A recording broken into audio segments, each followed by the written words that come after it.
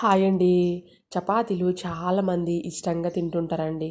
చూస్తున్నారా ఎంత బాగా పొంగి చాలా మెత్తగా ఉంటుందండి. మీరే చూడండి. అసలు లేయర్ లేయర్గా ఎంత పర్ఫెక్ట్గా ఉంటుందంటే అంత పర్ఫెక్ట్గా ఉంటుంది.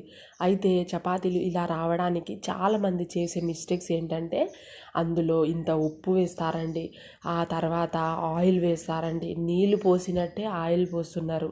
అలా అస్సలు చేయకండి. వాటర్ వేయండి, పిండిని బాగా కలపండి.